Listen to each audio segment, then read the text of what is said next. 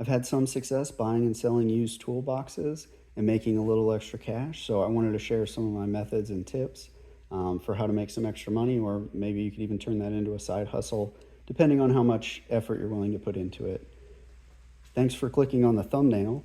That example honestly isn't the best, and I'll explain that why in this video. So there are really 3 steps to this.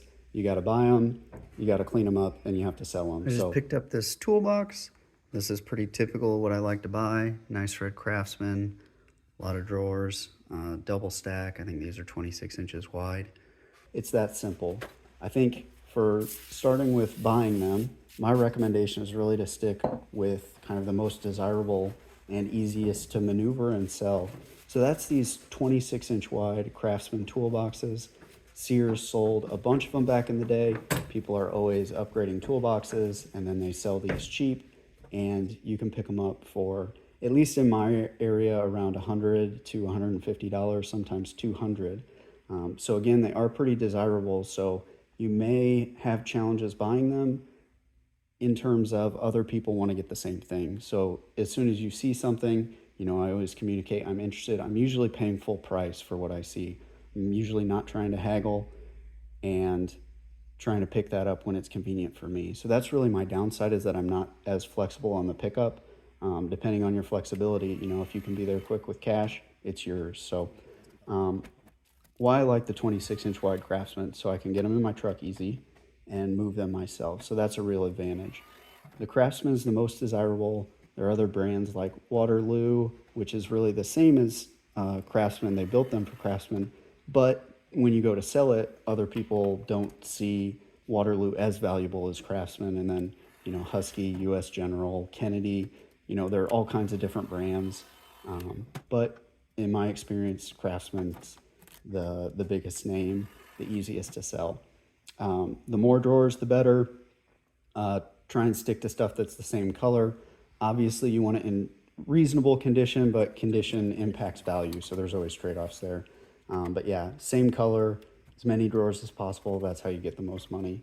I'm buying these, around $100, $150, and then you can sell them between $300 and $400, depending on the quality.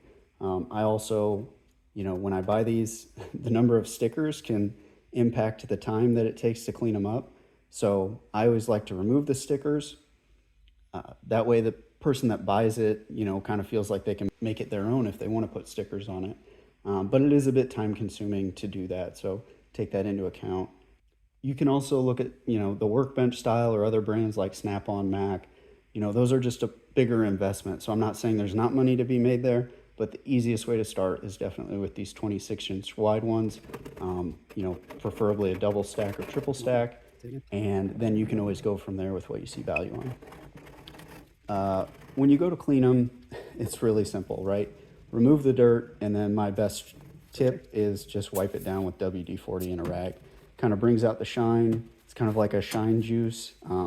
It will wear off over time, but it's not being tricky trying to sell people these. It cleans them up nicely, it protects them from rust, and it'll keep it looking nice for quite a while. I always clean up the slides too and grease the slides. And then, as mentioned before, I always remove stickers. And that can be time consuming, and that's one of the reasons why the example in the thumbnail isn't great, because there are a lot of stickers and it took me a while to remove them. And then when I go to sell, I try to sell it quick, so I'm not trying to get the maximum, right? When I say that $300 to $400 range, and again, this is all in my area, but you can see those sell at $400 or $500, or some people even list them at like $600 for a triple stack, and they'll sell there. So there's definitely more money to be made, but I always sell them within a couple days. I've never had to meet someone and them not buy it, so I always sell it lower than it should, just to make my life easier, move on, take my money. So when you sell it, that's kind of my approach. And then also, obviously, take good pictures, take a lot of pictures. Don't try and hide anything. If there's bad spots or something, let people know. Put the dimensions in the listing. Also, I'm obviously talking about buying and selling these on Facebook Marketplace. I'll leave a link in the description for how to be safe, or tips for being safe when you're buying and selling on Facebook Marketplace. Made in USA right there in the bottom of this toolbox. That's a very good selling point.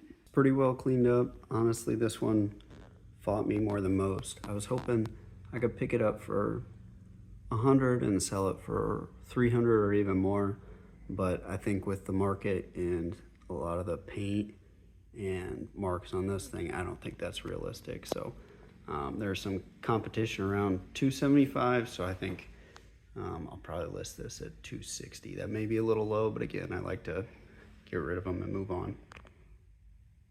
If you would like to see more details on what products I use to clean up these toolboxes, please leave me a comment. I'd be glad to make a video.